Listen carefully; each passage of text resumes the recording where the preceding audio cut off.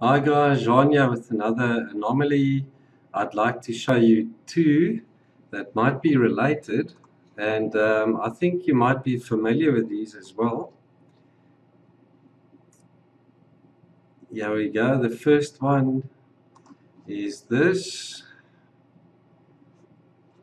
artificial trench found in deep desert region on Mars. This one featured a while ago, and it is, people say, a possible craft on the surface. But when you look at it closely, this is the NASA photograph. It's right there. And all the craters seem to show sunlight coming from the left towards the right, lighting up the right-hand side of the craters. Look at that. The shadows are all on the left, as well, the left.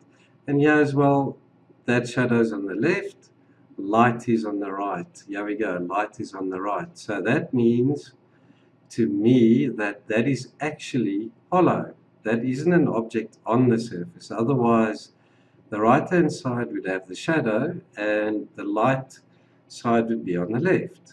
The side that is lit by the sun would be on the left. So that to me, guys, actually looks like a trench. And if you listen to whistleblower testimony, you'll find out about Project Iceworm, where these guys dug similar trenches in the polar regions on Earth. And they used machinery that would cut these trenches into the snow. And some whistleblowers working, or that used to work in the secret space program on Mars, said that they adapted that machinery to do the same sort of thing in desert sand, which could be possible. And if you look at the geometry and the symmetry of this trench, it looks very, very artificial to me, guys. Let me know what you think as well. Look at the edges. They are very perfect. And it looks as if that's the deep side of the trench, and that there was sort of the entrance, the shallow side where the machine entered this trench. And if you look at Project Iceworm, I'll add the video to the end of this presentation, guys, so please stick around and watch that video if you can. It's declassified video that was taken of Project Iceworm, and it shows you an actual setup where they bury these bases, military bases, under the snow. Very fascinating. Please check that out. And if you look here, that sand seems to be heaped up towards the top of this trench. Yeah, not so much, but that machinery, if you look at the video, you'll note that the snow gets cut and then sort of blown onto the side up above the trench on the one side. And that looks very much so, that there looks like the sand that was excavated from this trench. So guys, let me know what you think. I think this is a trench and not an object on top of the surface. Let me know if I'm right, if you guys also think so. In my blog, you'll also find a link to the video, to the Project Iceworm video. But I also want to show you guys another one. Let me just scroll down. Where is it now? Abandoned open pit mining quarry on Mars. This was taken by the ESA. They have an orbiter, Mars Express, and this photograph was taken by the European Space Agency. Just have a look at that, guys. Look at that trench. Or it looks like an open pit quarry, and deep inside there, people speculate that could be abandoned machinery. Also, highly irregular, and it doesn't look natural. It's definitely cut out from this hillside here. What do you guys think? That looks like a mining operation. This is what they look like on Earth. This is a photo taken of the copper mine near Montana. So, what do you guys make of this? Let me know what you think. Stick around for that video. I think it's about a half an hour long. And I'll get back to you guys soon with the next video. Hope you enjoy it. Keep safe. Be careful. I'll talk to you soon. Bye-bye for now. On the top of the world, below the surface of a giant ice cap, a city is buried. Today on the island of Greenland, as part of man's continuing efforts to master the secrets of survival in the Arctic, the United States Army has established an unprecedented nuclear-powered Arctic Research Center. Located in a wilderness of ice and snow, Camp Century is 150 miles from Thule, its nearest base of supply. This is an ideal Arctic laboratory. For more than 90% of Greenland is permanently frozen under a polar ice cap which covers all but a few coastal areas of the island. Camp Century is buried below the surface of this ice cap. Beneath it, the ice descends for 6,000 feet. In this remote setting, less than 800 miles from the North Pole, Camp Century is a symbol of man's unceasing struggle to conquer his environment, to increase his ability to live and fight if necessary under polar conditions. This is the story of Camp Century, the city under ice. It was in May 1959, after more than a year of preparation, that a small party of Army engineers conducted the final search to select a site for Camp Century. Listen now to the voice of Captain Tom Evans, the young officer who was in charge of the construction of the camp.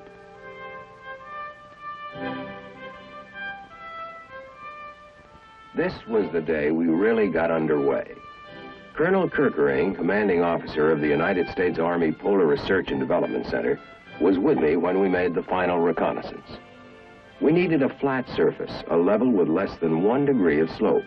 This would minimize construction problems by enabling us to keep all of our tunnels on the same level. We finally picked this plateau, a smooth white plain of ice for as far as you could see. This was the closest location to Thule, our supply base, which would not be affected by the summer thaw.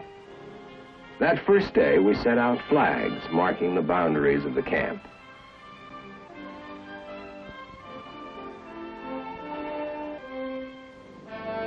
This is rugged country. Nothing lived on the ice cap. Not even seal or caribou survived in this climate. Our job was to cross 150 miles of ice, much of it split by crevasses, and then build a city under the ice, experimenting with new concepts of polar construction.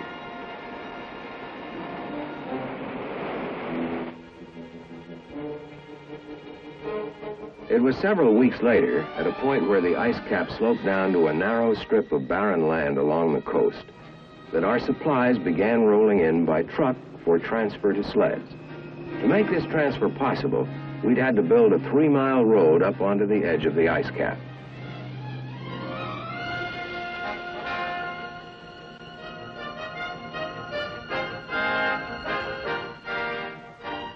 We brought in everything this way: construction materials, steel arches, clothing, nails, steel beams, prefabricated houses, lumber, food, even ice cream.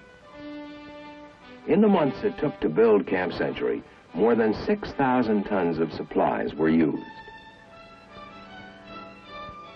Even the vehicles we used at the site had to be transported over the ice on big bobsleds.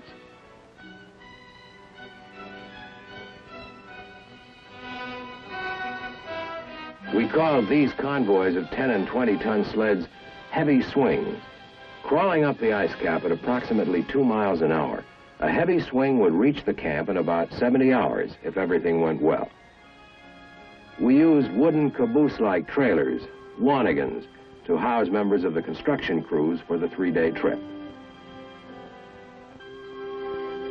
Mukluk, a 3-month-old Eskimo sled dog, went along as camp mascot, strictly against regulations. Caterpillar tractors with extra-wide treads pulled the heavy swings. Each tractor could pull from 50 to 100 tons. Finally, like a wagon train in the Old West, the first heavy swing got underway.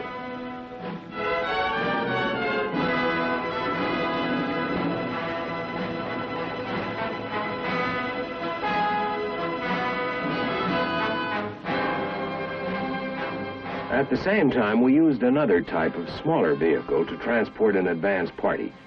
These polecats would average 10 miles an hour and make the trip in little more than half a day. A convoy of polecats, each section carrying 6 men, was called a light swing.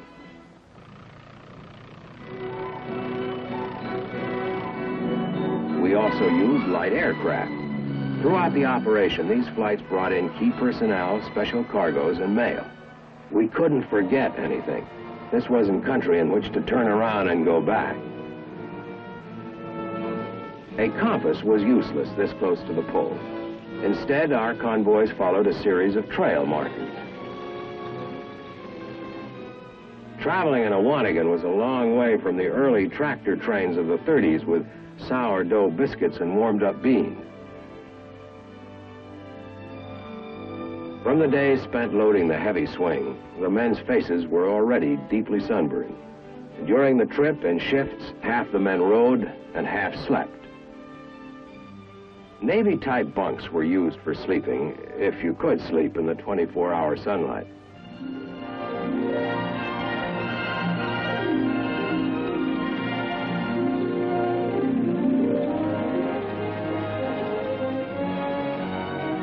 First to arrive at the surface work camp were the aircraft.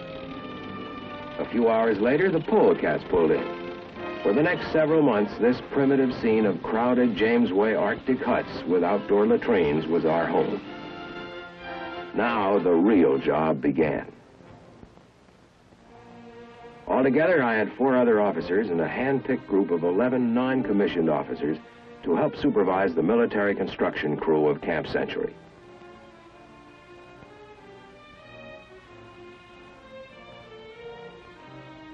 Plans for the camp had been developed months in advance. The basic concept was simple. A system of 23 trenches would be dug into the ice cap and then covered with steel arches and snow. Branching off the main communication trench would be a series of lateral trenches housing complete research, laboratory, and test facilities, modern living quarters and recreation areas, and a complex of support facilities. Since transporting great quantities of diesel fuel over vast Arctic wastes was impractical, we would install a nuclear power plant. To be absolutely certain that work was progressing properly, I held nightly construction conferences. Each of the men assigned to me was an expert in some aspect of heavy construction.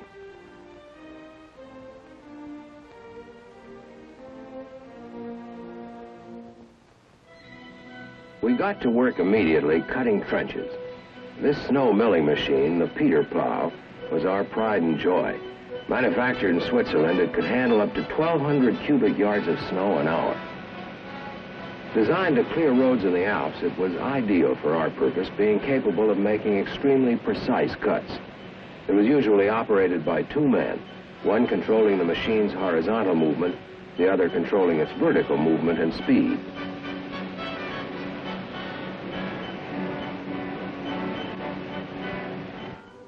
When a trench was several feet deep, planks were put down on the shoulders of the cut.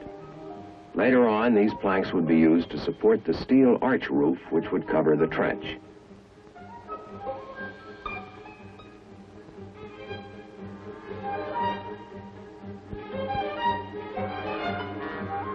Camp Century was starting to grow, and so was Muckluck. We used 3 Peter plows to cut all the different trenches we needed. By making a series of undercuts, the width of most of the lateral trenches was greater at the bottom than at the top. This cut down on the amount of roofing material required. Before long, the first roofs began to go into place. Constructed of overlapping steel arches, these roofs could be put up very quickly.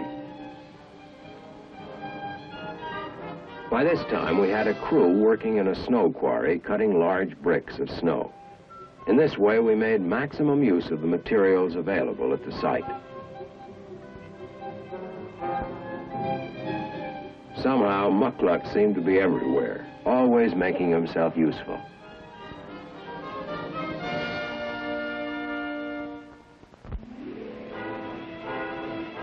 When a roof of steel arches was in place, it was covered with snow. Because it had been milled, this snow would harden into an extremely durable surface. Inside each tunnel, at the end adjoining the main communication tunnel, passages were cut through. Not all the excavation could be done by machine. The shovel was still a very useful tool. Next, work began on foundations for the prefabricated buildings that would be placed within the tunnels. Leveling the floor was very important to provide a good bearing for the foundations and prevent any building from settling unevenly. This was cold work. The temperature within these tunnels sometimes went to 20 degrees below zero, and this was summer. Prefabricated sections were delivered by forklift. The non-conductive wood and the air insulation barrier below it protected both the building from the cold of the ice floor and the ice floor from the warmth of the building. Every prefab that went into Camp Century had been pre-erected, tested, and then shipped to us as a unit. Every clip, every doorknob, every light switch came in a single shipment. In this way, we knew there would be no delays caused by missing parts. This is a standard T5 Engineer Arctic building, designed for cold weather use. Composed of plywood insulation panels, these buildings would provide space for comfortable working and living under the ice. Since every unit had been checked out in advance, our crews could put up one of these buildings in less than a day. As soon as the shell was completed, crews began to wire the buildings for interim power provided by diesel generators. As each unit was finished, I marked it off on the chart on my office wall. As the major interior work within each tunnel was completed, the entranceway was blocked up with bricks of snow.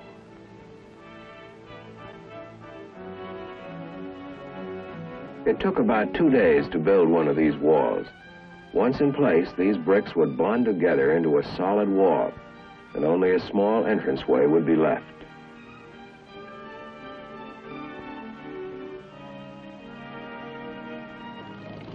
We then used a bulldozer to push loose snow into the doorway of the tunnel to complete the seal. Later, an escape hatch would be placed at the end of a small wooden form for an emergency exit. When it was completed, the entrance was weatherproof and serviceable. Throughout the long period of construction, within the primitive facilities of the work camp, the men solved the everyday problems of working and living as best they could.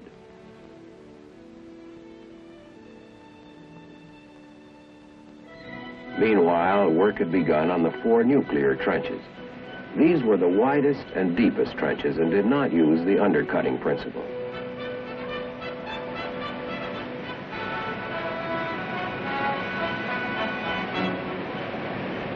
On this cut, we used 3 plows simultaneously, 2 plows throwing up snow from below, the third cutting a spoil trench up above to prevent loose snow from sliding back into the cut. To avoid melting caused by the sun, much of this work was done at night. These scenes were filmed at 2 a.m.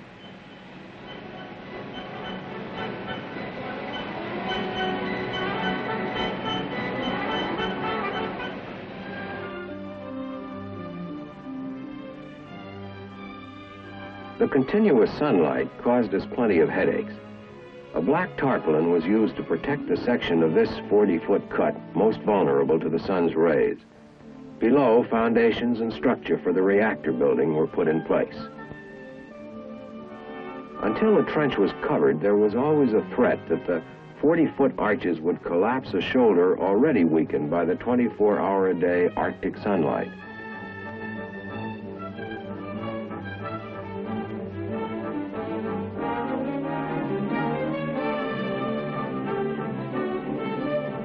The faster the roof went up, the better. The frame for the reactor building was made of steel beams. Despite the cold and the constant winds, my construction workers climbed like monkeys over the scaffolding and rode the beams into place.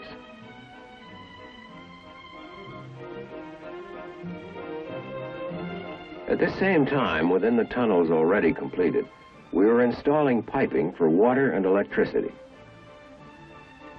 Heavy insulation material was wrapped around every pipe to protect against the extreme cold.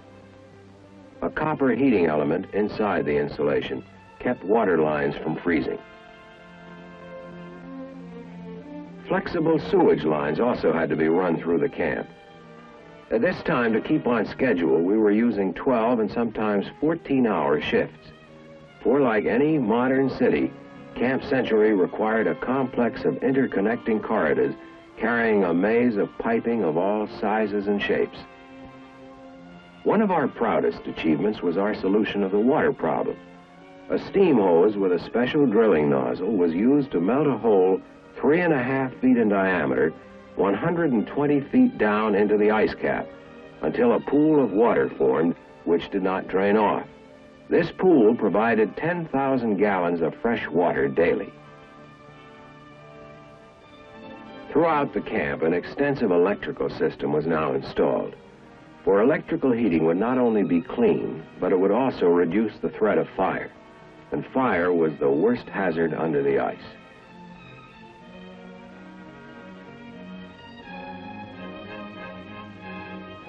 From the very beginning, we had to take precautions against fire, or a storm closing the ramps, or any other disaster which might block the regular entrances to the camp.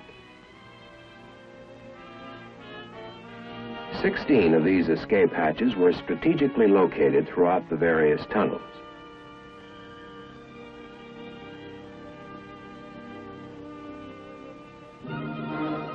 In their off-duty hours, the men did what they could to amuse themselves with the recreational opportunities at hand.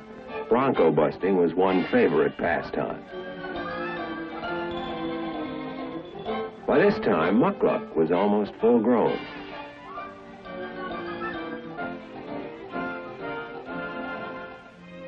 Living in the work camp was pretty much a do-it-yourself operation. Everything took longer and time was always short. Since our crews were working around the clock, if a problem came up, it couldn't wait. We tried to resolve it immediately. By early July, most of the heavy construction work on the tunnels was completed. Throughout this operation, it was a steady stream of heavy swings moving back and forth across the ice, more than any other single factor that made it possible for us to complete Camp Century on schedule. 25,000 gallons of diesel fuel, 110 tons, an all-time record sled load. The continuous flow of tractor trains bringing in enormous cargoes were like the dependable tortoise, slow but steady. But they were our lifeline. To service our many vehicles, a maintenance shop was constructed closer to the surface, both as a repair shop and as a garage. For the sub-zero temperatures meant equipment had to be kept warm. Otherwise, engines wouldn't start, lubricating oil solidified, and electrical connections froze. It was at this time that the Marine Fiddler arrived at Thule with the nuclear power plant. Designed for air transportability but transported by sea to reduce costs, the nuclear plant was the last major phase of our operation and the most difficult. This unit, for example, part of a vapor container, weighed more than 21 tons. awkward to handle and with high centers of gravity, these packages were delivered to the ice cap over a road built specifically for their transport.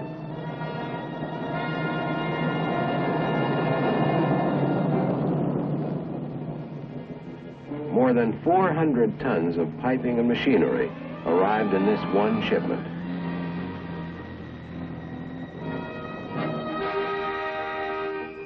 Since the Arctic cold makes metal very brittle, each unit had to be handled with great care.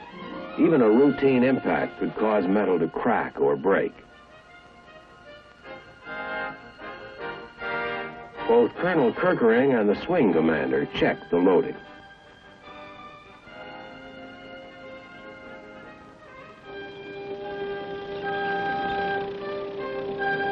The vapor container, the largest single item in the power plant, was carried on a special flat-bottom sled built expressly for its transport. Everything seemed fine the morning the heavy swing moved out.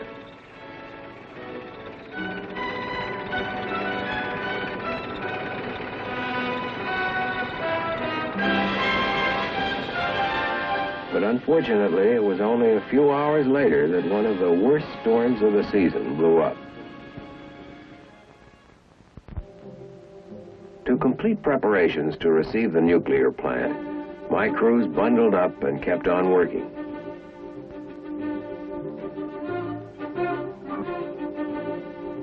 The opening in the roof of the main nuclear trench now had to be closed quickly before the trench began filling with snow. Despite the storm, the heavy swing was still moving. At our end, my crews kept working. It was the only way we could be ready.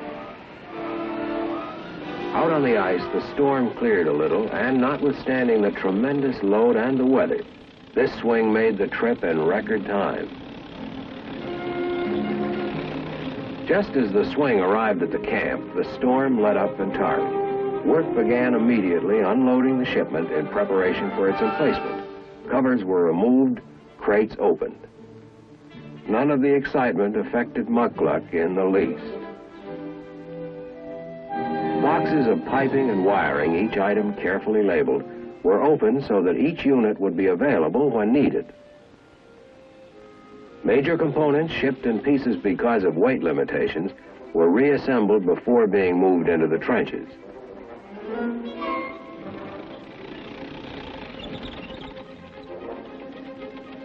The condenser, 15 tons of steel, was one of the first units to be moved into the tunnel, prepared to house it. When the condenser was slowly winched forward, small track rollers supported its entire weight. Next, still mounted on its special sled, the vapor container was eased down the ramp by 3 tractors, one in front pulling and 2 in back to keep it from slipping. To bear the weight of the vapor container, the reactor building was constructed around a framework of steel beams. The floor was of heavy planking mounted on other steel beams. We had to use hand rigging methods, the best we could do under the confined conditions, to put the nuclear equipment in place. Every step had to be checked very carefully, since the power plant had been pre-fitted in the United States and must be emplaced within a tolerance of 1/8 of an inch.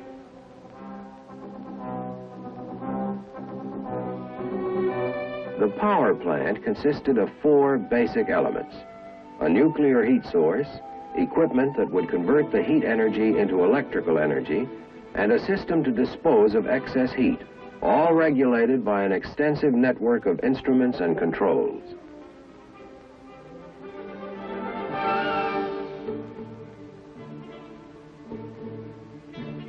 The last buildings to be assembled were those that would contain the nuclear sections. These shells were built around the nuclear system equipment only after every major component had been put in place. The next phase was to be the activation of the nuclear power plant. Wearing the white safety hat is Captain Jim Barnett, in charge of this operation, who will tell you about this critical phase. We took every precaution in the book, and some that weren't there, to make sure this would work right the first time. When the entire system had been carefully tested, it was put into operation. We were then ready to begin loading the reactor core. One by one, the fuel elements were removed from the barrels in which they'd been shipped, carefully separated from one another. Each of these bars, containing approximately 500 grams of uranium-235, was then unwrapped, inspected, and wiped clean of any dust.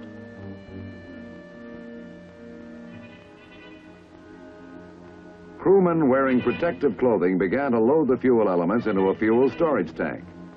This preliminary test proved that the fuel elements, when assembled, would not go active prematurely. After each element was in place, instruments were read and an evaluation of reactivity was made and reported over loudspeakers. The crewmen were protected by a shield of approximately 8 feet of water as they lowered the fuel elements into the fuel storage tank. Later, each of these steel and uranium bars would be transferred underwater to the nearby reactor core. Every step of the testing was meticulously monitored and regular announcements made to the workers assigned to the loading crew. Total U-235 content of the assembled core is 13.376 kilograms. Coefficient of reactivity 0.935. The assembly is still subcritical. When all preliminary tests were completed, we began to transfer the fuel elements one by one and started loading the reactor core. As each fuel element went into place, the count rate of neutrons released gradually increased. Within the core, to prevent the reactor from inadvertently going critical, control rods were in place. This gradual activation of the pile took almost 9 hours. In this tense atmosphere, we changed crews twice. Above us, it was dark and miserable. With the approach of winter, the sun was preparing to set for the year. Finally, our meters reported a significant increase of reactivity. The whole camp was standing by, waiting, tense.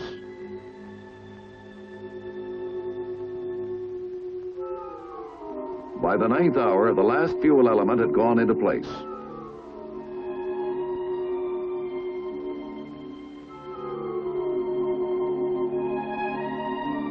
A plot showed the location of every bar.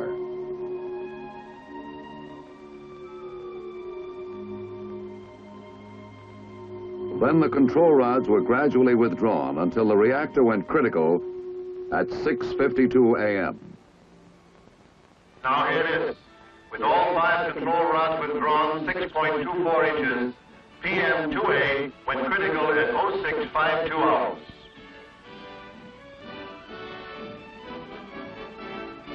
Within the next few weeks, the final touches were put to Camp Century. Today, powered by its nuclear reactor, this unique installation is a completely modern community deep under the ice. This is a far cry from the primitive Jamesway huts of the work camp, where 3 showers served 250 men. Here, there are showers for all and facilities for every modern convenience.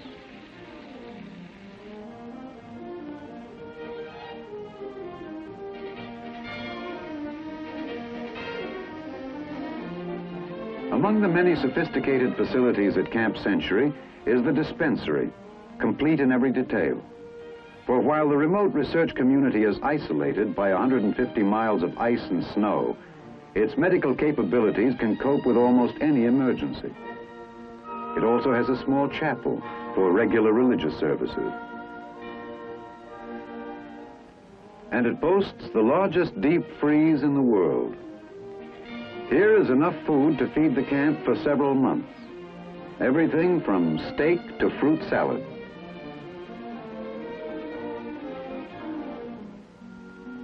The modern spacious kitchens provide a well-balanced and appetizing menu.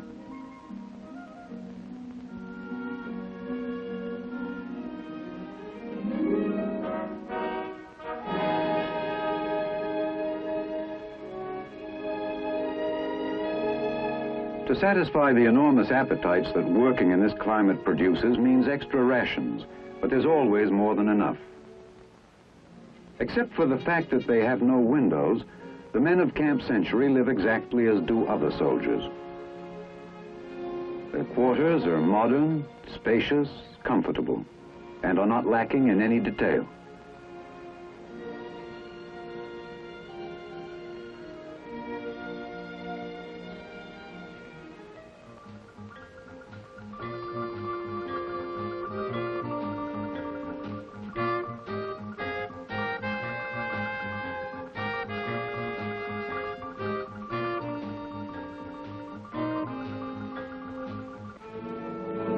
Today, Camp Century is being operated as a year-round Arctic research center.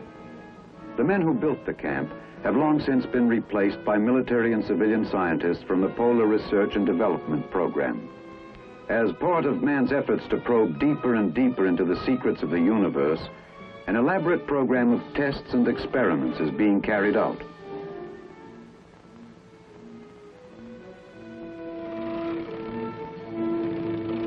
At this very moment, somewhere, men from Camp Century are at work, within the city itself or out on the ice cap. Only muckluck remains from the original contingent.